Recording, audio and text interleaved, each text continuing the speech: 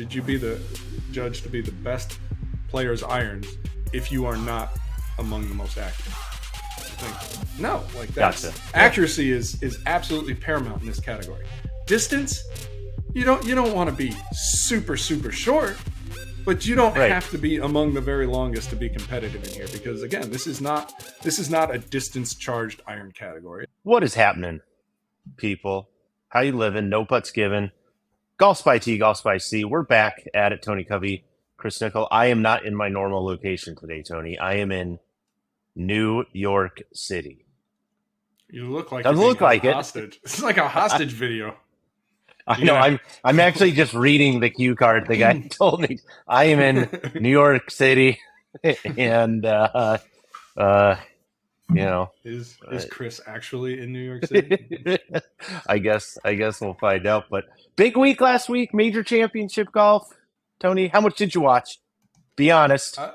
I caught about 5 minutes. Oh. 5 minutes, and Which 5?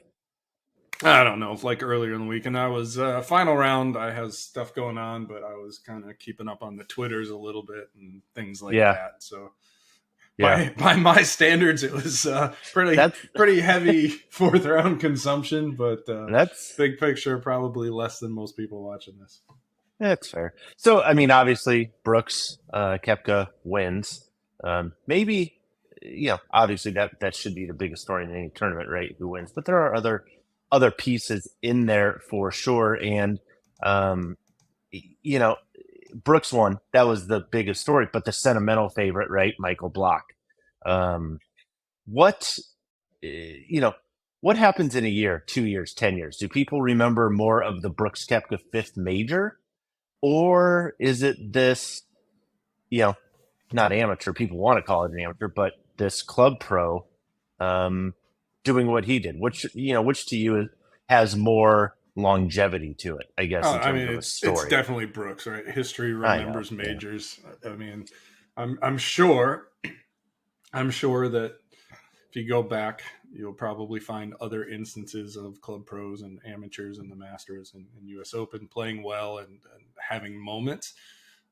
Certainly Michael Block's moment lasted longer than most, and we'll talk. And it's going to keep lasting. He's already gotten some exemptions into other tournaments. I think Ryan Palmer already invited him to be his partner for next year's Zurich Classic, the 2-man event. So he's parlaying this into more than 15 minutes of fame.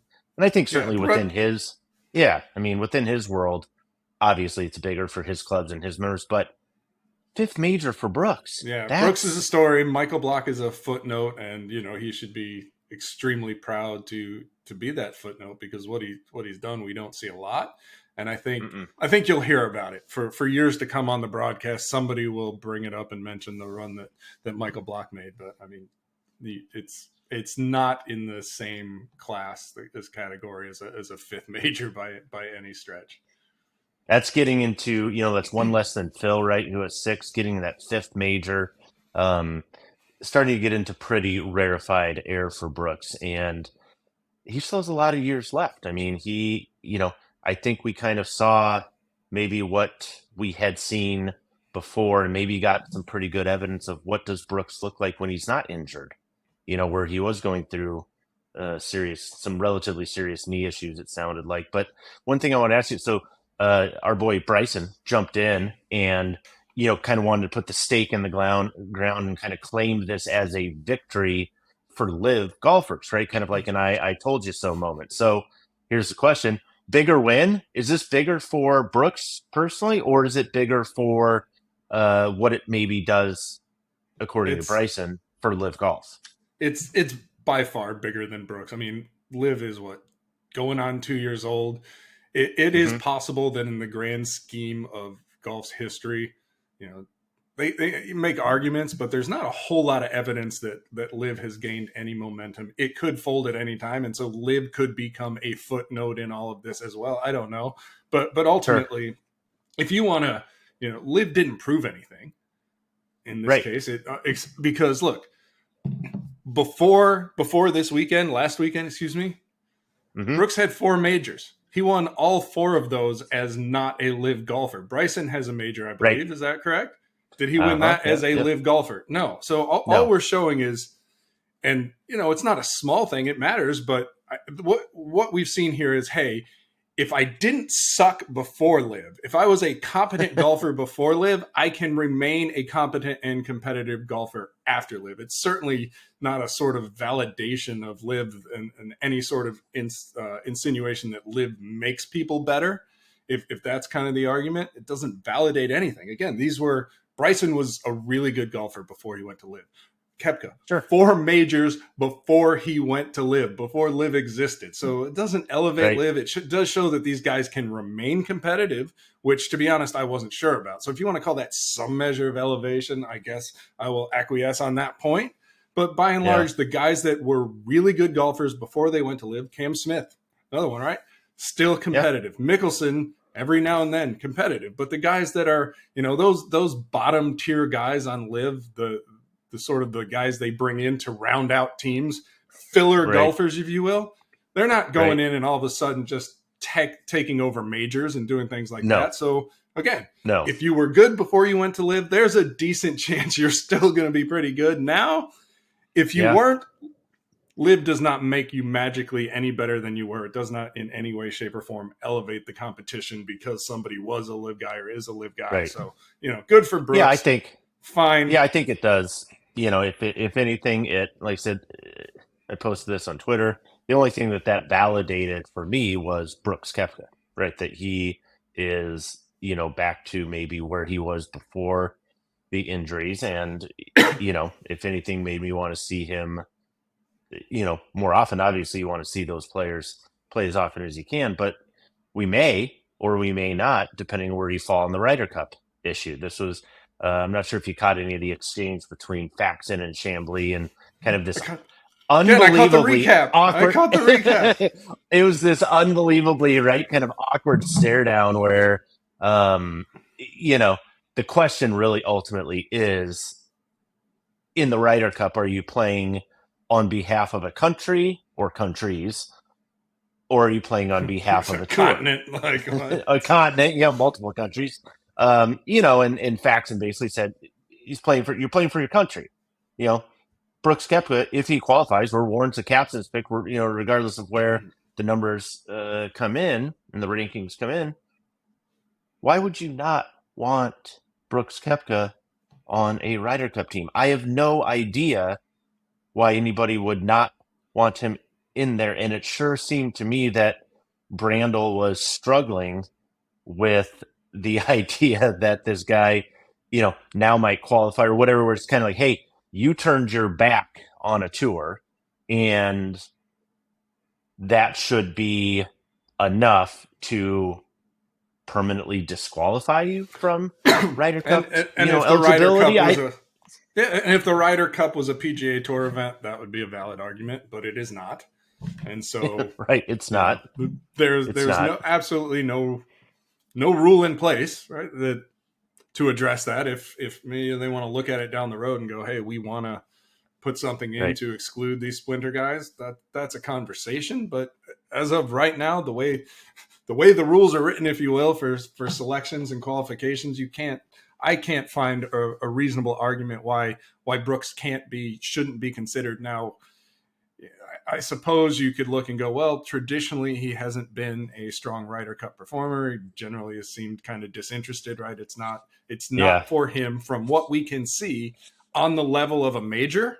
He doesn't kind of take that same tenacity to a Ryder Cup. But I mean, there are probably a half a dozen other guys you could say that about as well. So yeah, I can't find any sort of reason why you wouldn't want him on the team. Yeah. Couple questions from the mailbag this week. We had Ask My Golf Spy came out on Friday, which is a fun little segment that we do every week or pretty much every week. Take reader questions. You ask, we answer. And 2 of them kind of jumped out to me that I wanted to kind of recap or go through a little bit. And one of them was around DTC, specifically on the equipment side, and asking, DTC options, right? We're talking sub 70, new level. Again, direct to consumer, the idea being, you can order directly from the manufacturer. Is that really helping golfers, these DTC options? I mean, from a performance standpoint, I think, myself personally, and I think most of the staff, if not all the staff at My Golf Spy, believes very strongly in custom fitting. And so, for example, both sub 70 and New Level offer fitting, right? They have at their headquarters at their location, but it's certainly not on the level of, it's not nationwide. You can't go into a Dick's Sporting Goods or a Superstore and get fit at that level. You're not going to find them at those higher end, by and large, at the higher end boutique fitting locations. So in that respect, hurting in so much as being limited by accessibility. So, if I want sub 70, for example, it's very hard to get fitted for sub 70. But I also recognize that on the other side of that, there's a tremendous value proposition. So if I can buy a DTC brand, save money, and have more money to actually play golf, I would argue that helps me. That's beneficial. Yeah. That's certainly important. And then the other piece of it is an acknowledgement that, look, not everybody wants to get fitted. And so to have an option for those guys where I can just, right now, while we're doing this, I could order a set of DTC irons from, multiple companies while I'm having this conversation. And so, and so that too is what some people are looking for. So I think it fills a niche in the market. And again, the only hindrance is maybe an argument that, look, you should get fitted. And I can't, beyond that, I mean, and we know the realities, right, of percentages and things, and we would love for everybody to go through that process. The other thing I would point out, I think some of the DTC companies see or saw another opportunity, is understanding that they're not going to have a fitting location, in every state or, readily available for every golfer. Is okay, then how do we curate a customer service experience that is different, right? And I'm not saying that replaces a full scale fitting, but if I can call in and talk to somebody and they can help kind of talk me through what might be a better fit for me. Again, that's based on maybe what I know about my game. Am I giving them the right information? All those kind of things. But that's still better than just walking into a big box store, grabbing something off the rack, walking out the door and hoping you bought the right lottery ticket, right? So I think, you see companies do some of those kind of things too, which is, I think it's beneficial. So I think it's, I definitely think it's a net positive. And we do a lot of talking on, on almost everything we cover. There's ranges, and you can, sometimes there's poor and terrible and crap, but we do a lot of talking in terms of good, better, best. And I think best is premium fitting experience, whatever that looks like. Sure. But it is good. I mean, it is certainly a good thing that you can call somebody and talk it through and get a recommendation and order it right online from your house and save several $100s. I mean, just save a lot of cash. Looking at forged iron prices now, for example, you're going with a big company. Your entry level has crept up to like $1,200. And then you start getting in. It used to be for an 8-piece set, and now you're starting to see. Yeah, now you're talking like 6-piece set. 6.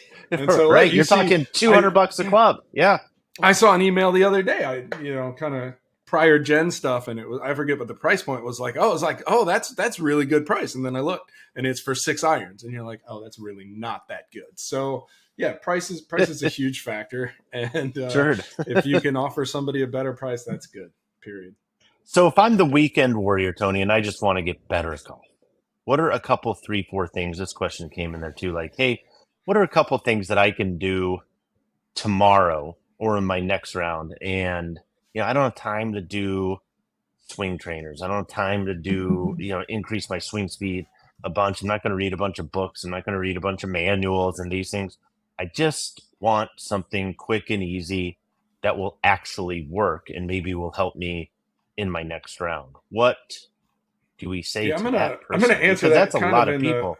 I'm going to answer in kind of the reverse order of what I did in the Ask My Golf Spy post. I think the simplest way, and this is a very, very broad stroke, even by my standards, but the simple way, again, I go back to DDDS, and legitimately, I did have this written on the console of my Click Gear push cart, DDDS. and it just stands for don't do dumb shit. And so it's is this a life thing, Tony? Is this a life thing or just a golf thing? Well, I mean, it's probably good life advice generally. Like it's advice I give my daughter all the time. Right. But on the golf course, especially where I'm prone to doing an excessive amount of DS, if you will. And so it's a steady reminder. It's like, simplified, take your medicine. So if you're in the trees, just get out of the trees. Don't try and thread it through, this tiny little needle to get 20 more yards than you would get on a punch out or things like that. But a lot of what I recommend comes from guys like Scott Fawcett and Lou Stagner and to an extent John Sherman, Practical Golf as well, where it's like just understand what really has the impact on a score. So just keep the ball in play. And I know like that's easier said than done, because if that's all if I could just keep the ball in play, I know I would take my own advice. Yeah, if I would figure out how to do that. But penalty shots, double bogeys, those are scorecard killers. So keep the ball in play. This one, when we talked to Scott Fawcett, almost 2 years ago, maybe, like just maybe. And we've talked about this. We see it on tour sometimes where guys struggle to take this advice, but it's choose better targets, and that's off the tee. Like, look, yes, on multiple holes on any given golf course, there is a preferred angle into the green. Right. And it would be nice if you could put your ball in that position, but mathematically, probability, it doesn't not worth it to try to do that. No. Yep. Angles are like waterfalls. Don't go chasing them. Yeah, split, just find the trouble, find the middle point between the two of them, and go right at that. That's your line. It's pretty simple. Likewise, when your approach shots, don't fire at tuck greens. Again, pick conservative targets, right? I mean, avoid trouble. If you had trouble, and you can dive into these things. You can look up, Scott obviously has this system with Decade, like you mentioned, Practical Golf, John Sherman, Lou Stagner, Stat Guru. A lot of it to me, when I try to explain it to other people, it's not just picking mathematically appropriate targets, but really for a lot of people, the first time they kind of start doing it, it's picking more conservative targets than they're used to, but being very aggressive in your approach to that conservative target. Yeah, it's a little bit of kind of like the old adage used to be aim for the middle of the green. And the Decade approach kind of evolves that to also consider what is around the green. And so it's almost not what you're trying to hit, but what you're trying to avoid. And so, sort of center your target on the point of greatest safety, if you will. And that kind of gives you a little bit of room for a four-way miss, right? If done right, even if you're not perfect, long, short, left, right, you can miss right, long, short, and still be in a playable position versus, So keep the ball in play. Don't be a hero. You hit it there, get it back, pick better targets. Anything else in there you want to throw? Yeah, the last one I threw in is forget about laying up to a preferred distance. I mean, again, there's plenty of math on this. Love that one. Closer is better. And so, there's a lot of this idea of, it's... lay up to 82 yards. Yeah, I'm going to lay up to 82. Good luck with that, right? It's the idea of laying up is... there's no guarantee you're going to hit that number. Chances are you're going to miss it farther than not, right? Because if you can lay up to 85 yards every time, like you shouldn't have to be worrying about laying up or getting out of trouble or any of these things that we're positive you have to worry about every round of golf. So just get it close and go from there. But again, avoid the trouble. That's about go for it. No laying up. Get after it. Tech Talk, Tony. Tech Talk time. Stuff came out this week. I want to talk about players, irons, testing results. We're going to dive in a little bit deeper maybe in the after show for those of you that want to stick around. But brief recap, top five. How did it shake out, Tony? Yeah, how did it shake out? It's an interesting top five to me. So we've got on top Mizuno JPX 923 Tour. Not a surprise, especially in player testing, but generally speaking, like the Mizuno irons year after year after year perform well for us. So it's it's not a shock if somebody beats them, but you always expect Mizuno to be near the top of their testing. Yeah, they're habitually on the podium, right? Like you're never surprised if they win. I'm more surprised if they, fall way off for some particular reason, but it just seems like they're constantly in that top 1, 2, 3 conversation in We multiple move categories as into well, but the specifically in this one. Yeah. Second, move Shrixon ZX7 MK2, and again, like we know these are really timing. solid irons, and yeah, Do you know exactly. anybody that plays Srixon irons that won a major last week, Tony? Yeah, I mean there is this one guy. Interesting though, right? Because Brooks, prior to signing with Srixon, what did he play?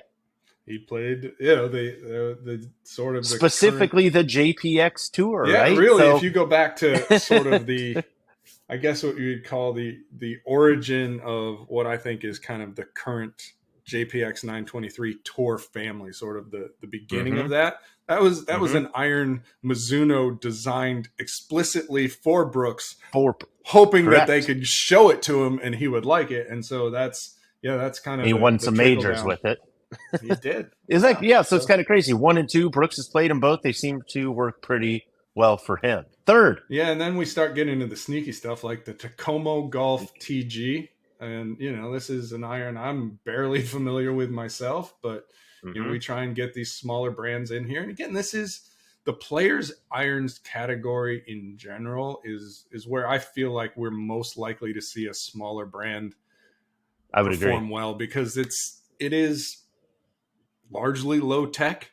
I mean, you're moving weight around and you can do some things with milling and things like that. But, I think kind of looking through this list, arguably the highest tech iron on here is probably the Ping I-230 that finished fourth here. Right? Yeah. Yeah. So it's not a high tech category to begin with. And when you can take a little bit out of the technology out of a category, that does open some doors. So, yeah, I have a couple follow-up questions that I'm gonna save them for the after show, but I have a couple follow-up questions on that. So Tacoma 3, Ping I-234, and then your babies, my babies, rounding out CO3 TC, not named after me as far as I know. That would be a hell of a tribute. I would have appreciated that, but yeah, that's not what I'm telling people.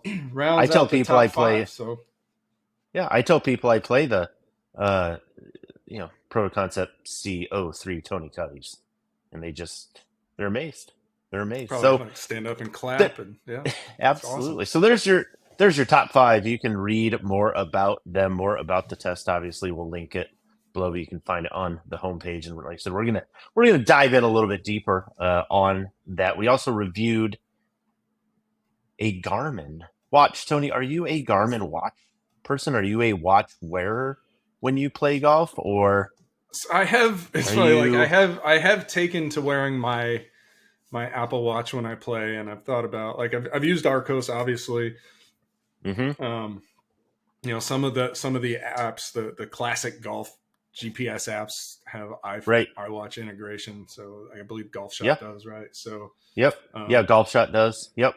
And mostly, as I've started to take steps to get a little healthier, both literally and metaphorically. I find it fascinating just to have the watch on and see how many calories I'm burning over the course of a round. And as I mentioned in a recent post, I probably tend to burn more than most because my path is I am not on the straight and narrow on a golf course by any stretch of the imagination.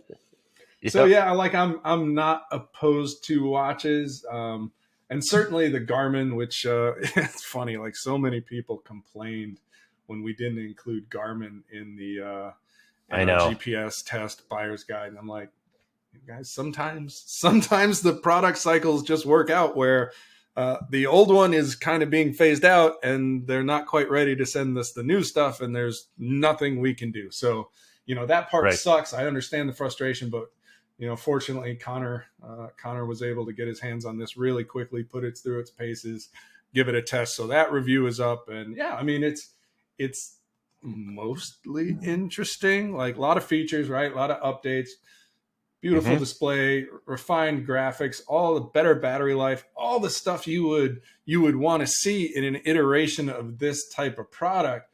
But because it's been a while. It's been a while, right? For people that are Garmin fans, you were waiting quite some time from, I think it was the S62 to get to this update, but from the people that I trust that look at those things, like Connor, it is better in pretty much every way. Like you said, they have different sizes. I think there's a 42 millimeter and 44.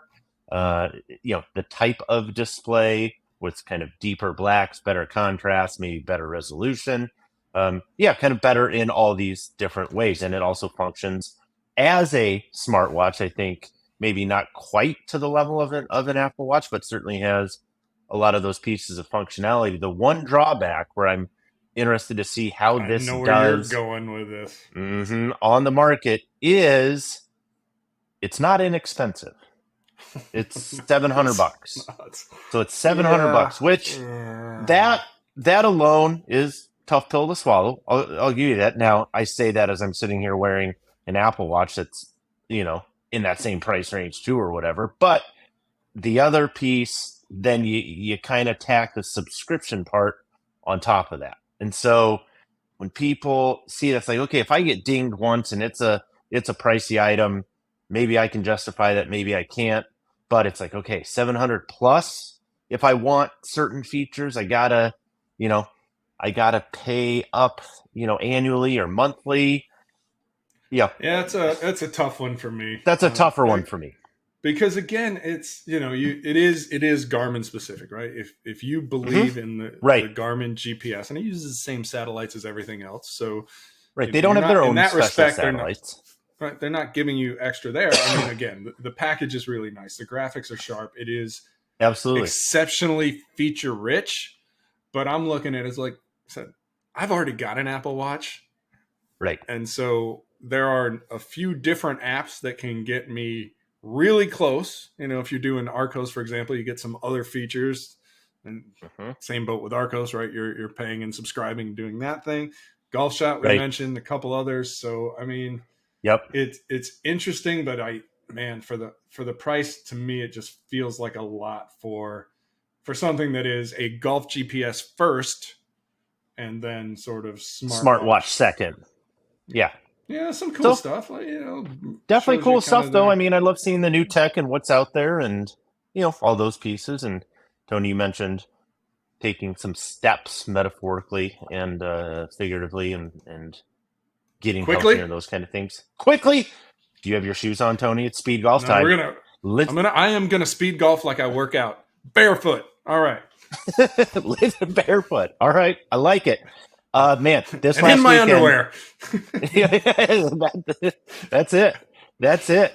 Buy or sell Victor Hovland's Jay Lindbergh outfits from this weekend. His scripting was you gonna buy it or sell I just love that he's like, look, they pay me, I don't care. And so if they paid me, I probably wouldn't care either. Although just some past experience, brief though it may be with Jay Lindbergh, I'm going to need to size up a little bit. But I don't think they have something for me. Yeah, I think he looks fine. I like stuff. I buy it. Good on you. Yeah. I like him pushing the boundaries, and he can play it off. He was in Syracuse country, right? Wearing orange is never a bad thing in upstate New York, typically. So yeah, I mean, it beats the hell out of Adam Scott's UPS 84 versions of beige. Whatever. Right. I mean, Adam Scott looks like the wall behind me, generally, right? He's just some sort of camouflage. Nobody knows what he's hiding from, but you're sure he's hiding from something. And you're just pissed because he just looks that good, and your wife oogles. Mine does. That's not fair. You can't dress like that and look. Anyway, whatever. How many majors, Tony, does Brooks end up with in his career? He's got 5. We know what the benchmark is. We know. On one hand, it's not easy. On the other, we've seen Brooks, the first 4 came really fast. So I think 9. I'm gonna put him down for 9. I think he can get 4 more.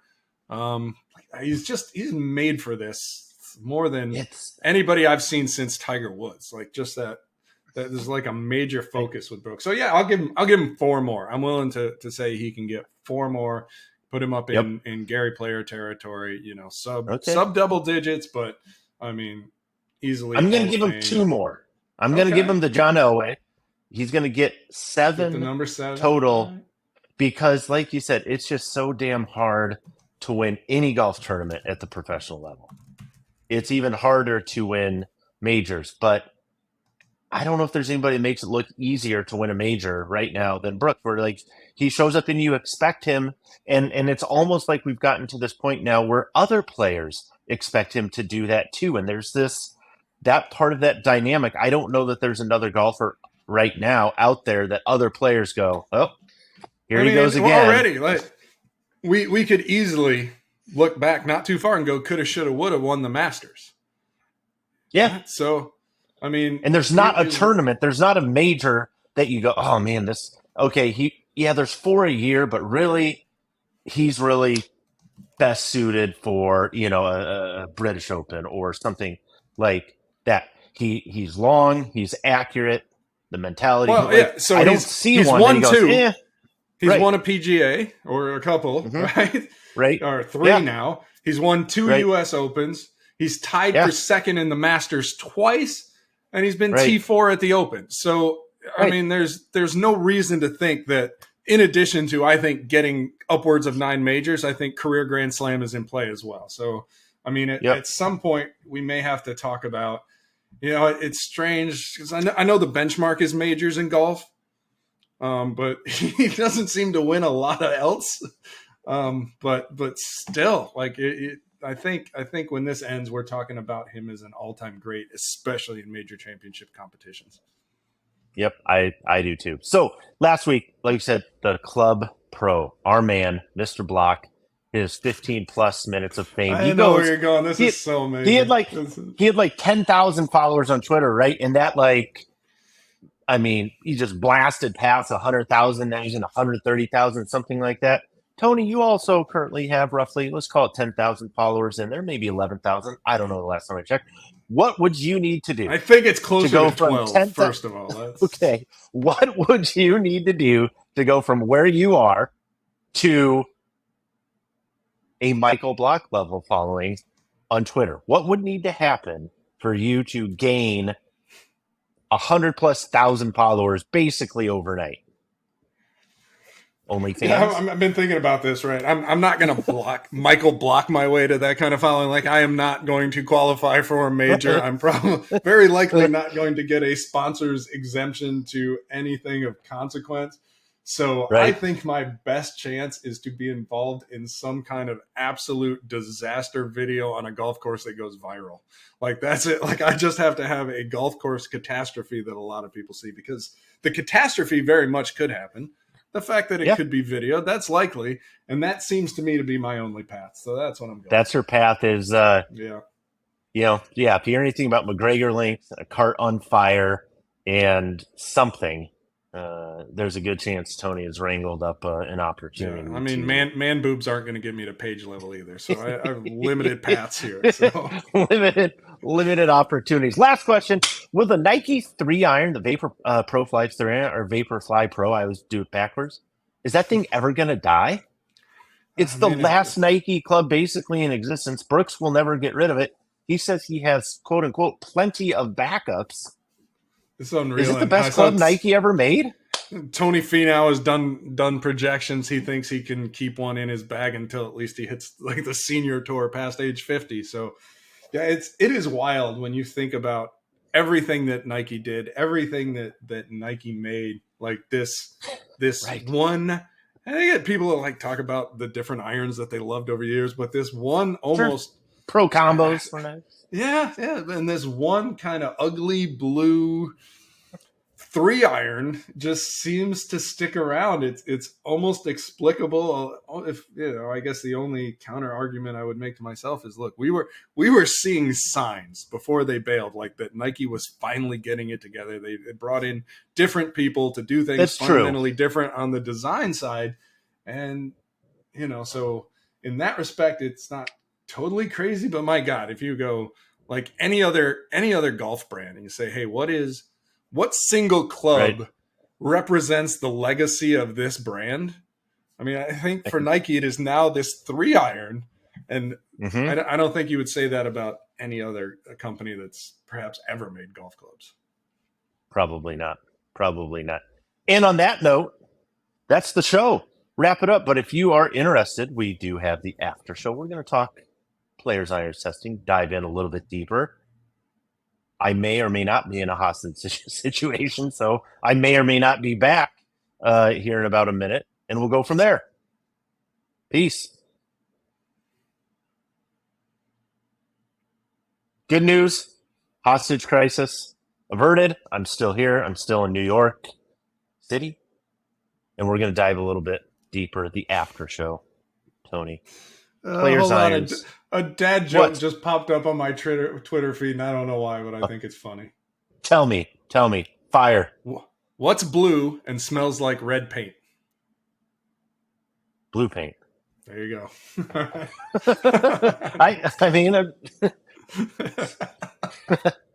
anyway, it's the small things sometimes in life, Tony. Sometimes that's all you have. That's all you have. Anyway. Oh my gosh. After show. Anyway, after show. Players irons testing. We did the recap. We did the top 5. You can read all about it. Extra. On the website. Extra. But I wanted to dive a little deeper into a couple topics. We get some questions, no doubt, on certain things about the testing and protocols and those kind of things. So my first question is, when we come up with that ranking, right?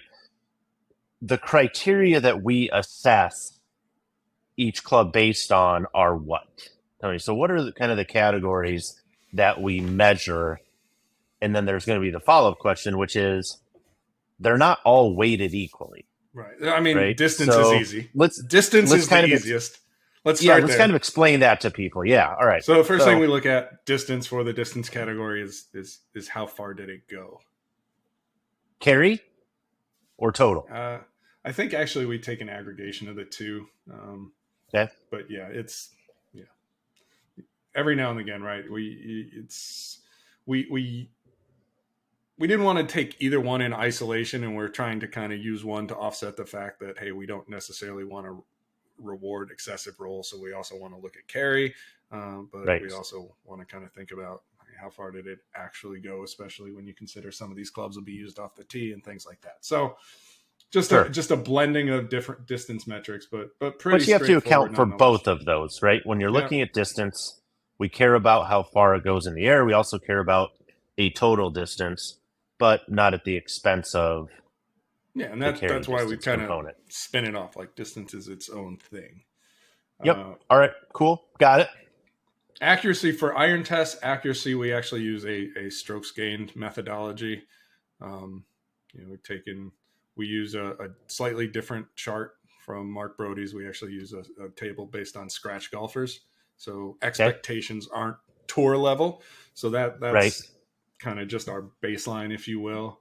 And then we kind of, do some things that are proprietary to our testing approach. But ultimately, it boils down to a strokes gained number, which some people understand, some people don't. Yeah, strokes gained is the far better approach. And like you said, we could go through what it is. We've written some articles on it, and it's inherently a little confusing, I get, just because of the topic itself. But really, it's how good did something perform relative to a certain expectation. In an iron test, in our application, it blends, it functionally blends a lot of the sort of metrics that most golfers would consider anyway. Like, all right, there's elements of how close it is to the pin. There's elements of whether or not you hit the green. So it really is a good single point that we're able to kind of use to get a really robust picture of accuracy that we don't get without it. So in an iron test, it works exceptionally well, and we really like it as our primary accuracy metric. Yep. Anything else? Criteria? We got distance, we got accuracy, and then we have forgiveness, which forgiveness varies a little bit different. Varies based on the test, but we're looking at things, and it's largely driven by the deltas.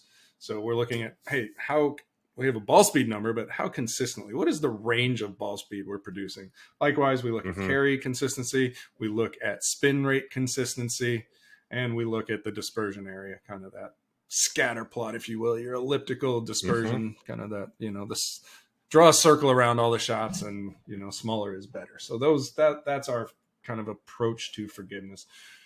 Yeah, so it's basically breaking down all the components of a shot and saying, okay, when I hit this dead nut center and it does exactly what it's supposed to, whatever, okay, that's great.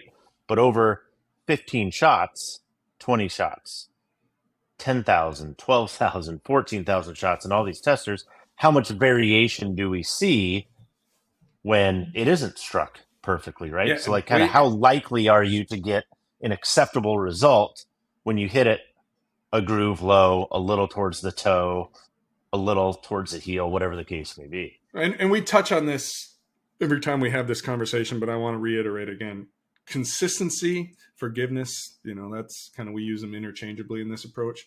It doesn't necessarily mean consistently good. So you can be, Okay. if you consistently end up 30 yards offline, well, that's a really consistent result. It's not necessarily the desired result, but it is repeatable. Right. And that's really what we're looking for in the forgiveness metric, is whatever the result is, good, bad, otherwise, is it repeatable? And so that is also kind of why we spin it off and separate it. Because again, it's hard to find a single metric, even strokes gained, which is, we think you had to pick one thing. It's a That's what really you go good with, metric, right? but it doesn't Yeah. tell you absolutely everything, which is why we've kind of split them out into categories. And we also know golfers are looking for different things. And so, Well, that I hope the guy buying a player's iron isn't trying to maximize distance. That's not really the objective of this category. Likewise with forgiveness, but we know that, for everybody, there is kind of this individual balance of what you're looking for in an iron or any other club for that matter.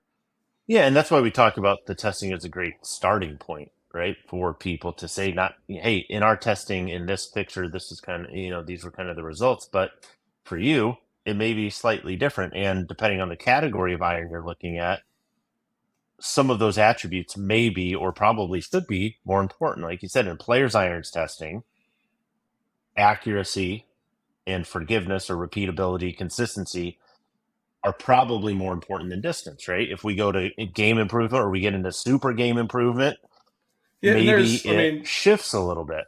Yeah, and to kind of touch on one thing before we get into that discussion, it's part of the reason why we're so insistent on testing with humans is, and especially in the forgiveness category, where forgiveness and MOI often get used interchangeably, and that doesn't always pan out, right? So MOI means, hey, it's more forgiving, generally speaking, more consistent all over the face. And so the logical thinking there is, well, the highest MOI club is always the most forgiving. Should be, right. Right. But what we find in testing is you have clubs that for any number of reasons, right? It could be the way the CG works, right? The CG placement, the balance, even the shaft that the manufacturer chose to put in stock, all of these things that come together in the design where golfers, more often than not, just hit it closer to the center of the face.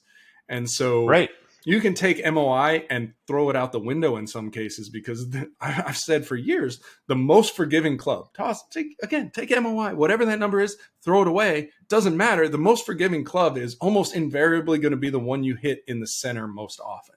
And so that's also a consideration here, and why, we always get a lot of pushback. Well, MOI is higher on this one. I'm like, yeah, but guys, for whatever reason, hit this one in the middle of the face, and they hit it straighter, and all of these things that are fundamentally detached from MOI. So anyway, that's that. Next question. So anybody that's gone to college, right, or been in classes, you understand the idea of weighted averages and things, and that not everything is always equal. We don't take a look at those criteria and say they're all equally important, because, like you said, the target consumer and what they're looking for is slightly different, right? So within a player's irons test, what is more important, and how is that reflected maybe in the results? So not to give too much away, and we're working on the data display here right now. I believe we're still showing long iron data. But yeah, so a couple points here. First, we weight the individual irons differently. So in our test, long iron performance counts less than mid iron and wedge performance, and this was not done arbitrarily. We actually, we actually, that one. So basically, we did some research. We talked to the guys at Arcos, talked to Lou Stagner, and it was like, basic question, like, hey, in terms of actual golfer use on course, what percentage of shots are hit with long irons versus mid irons versus wedges, right? Which irons in the set do you use most often? And we have weighted based on that information. So that is why, it's based on actual average use among real golfers. So that to us seemed like a pretty solid approach. And then the next thing you mentioned, right, weighting within categories. And so this is something we weight categories differently for each test and even for each iron test. So, for example, players' irons. This is designed for better golfers seeking precision. In our mind, in our estimation, first and foremost, accuracy is what this target golfer cares about. I think it's what the target golfer should care about. So in this test, we weight heavily towards accuracy. More so than any other test, accuracy is the most important thing we look at. Now, and we kind of, the way we step through this and arrive at these decisions is like, all right, for this category, what is acceptable and what isn't? So should you be able to win a player's iron test? Should you be the judged to be the best player's irons if you are not among the most accurate? I think no, like that's accuracy is absolutely paramount in this category. Distance, you don't want to be super short, but you don't have to be among the very longest to be competitive in here, because again, this is not a distance charged iron category. And likewise, forgiveness isn't totally unimportant. Like, it still counts for something. No, but in this particular category, it is weighted below accuracy, I believe slightly above distance, but marginally so. Again, for this category, accuracy is kings. And our approach is like, you absolutely have to be accurate. And it would be nice if you were a little more forgiving and a little bit longer. But it's more like you got to be accurate, and then you can't be too unforgiving or too short. And that's kind of the approach with the players category. And when we get into our other irons tests in the coming weeks, we can talk about how we adjust the weighting. But again, for the players distance category, for example, that's slightly a case different, where right? We don't want to give up the farm on accuracy by any means.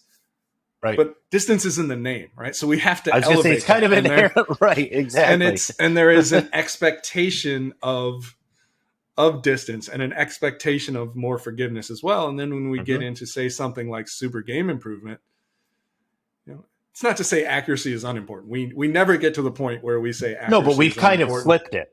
Right at that point, where it's distance. Actually, I've maintained, like, look, accuracy is always really important. It's never not as important as anything else in an iron category. But we do get into a much more of a balanced situation where, like, that player, game improvement, especially game improvement is probably a better example. That guy wants a little bit or even a lot of everything. Like, I want an iron. It needs to be long. It needs to be forgiving, and it needs to be accurate. It needs to be accurate, right? I mean, big picture, the mindset there is, should you be able to win a game improvement test if you're not accurate? No.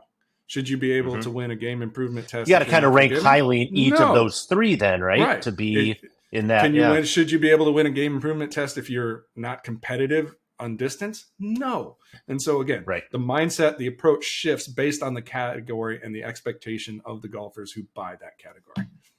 Yeah, and this kind of brought up when you were talking there, made me think back to the Tacoma iron and how we were saying, in the players' irons, I'm actually going to try to make a comparison between, like, Tacoma and, I guess, Proto Concept in this one. If we get to the point where we're testing, let's say, we talk about less techie irons. So we're talking about things that are generally, single piece forged irons, or they're not crazy multi-material designs, right? If there are multiple materials in it, it's maybe there's some heel toe weighting, tungsten. Some tungsten is the other material. It's steel and it's tungsten, and it's technically multi-material, but we're not injecting any goo or microspheres, and we're not putting any carbon Right. So it's a place where, to your point, without a lot of the advanced technology and multiple materials and trying to keep, faces super thin and, all these things that you can see how they would eat up, R&D budget stuff. It's an opportunity. It's a place where, like I said, maybe smaller brands can more often compete And then secondarily, this is something we've seen with gear coming out of Japan. So like Proto Concept, and again, you can put probably Miura in there and several others. It's a place where those brands can also compete because they're not necessarily going down the super tech focused route. You take again, like an iron like the CO3TC, where it's basically forged and then milled, right? It's forged. They mill out a cavity in some of the irons, not in the others, but it's more or less a one-piece forged design. So it's a place where you're going to see your big OEMs be able to compete, your minimal, and again, I wouldn't necessarily put Mizuno or Srixon as a big OEM. I'm talking, again, TaylorMade, but they're T100, well-regarded iron companies, well-regarded iron companies. But it's kind of one where a lot of different companies can compete in that space, and gives us an opportunity to do some things, right, and to look at how and why. And then obviously as we go through game improvement, super game improvement, and we see this in the metalwoods, you don't tend to see Japanese companies do really well in metalwood testing. No, it gets, that's getting to be, it's an arms race, and they just don't have you're R&D getting into areas desire. Of hardcore materials research, even, right, where you need actual material scientists at this point to really, and aerodynamicists and people. Yeah, it's a whole different animal. And so typically where we see the small companies, and again, like hybrids, maybe we've seen small companies do well because that tends to be an area where you don't have to be as tech rich, but certainly players irons, and then occasionally in game improvement irons as well, where for all the talk of technology, and there are some hollow designs and all kinds of bells and whistles, but ultimately in that category, you can be to a degree successful with just a big iron. Like this is a big iron with a thick top line, and it's really long heel to toe, and it's got a wide sole, and on the footprint alone, it's going to have a decent MOI number. And then if you can translate that to forgiveness for the guy who wants that, you can compete there as well. So kind of on either end. But once you kind of get into the game improvement and the player's distance, it becomes a lot tougher for smaller brands to compete, I think. Yeah. So we'll see. But as always, if you have questions, drop them. Let us know. Always happy to try and get to whatever answers we can. And until, next week, I don't know. It's Memorial Day. Are we going to do a show next week? No show next week. Looking unlikely. Enjoy your Memorial Day weekend with friends and family. As always, find us on the interwebs. Golf by T, Golf by C. Until next time, we're out.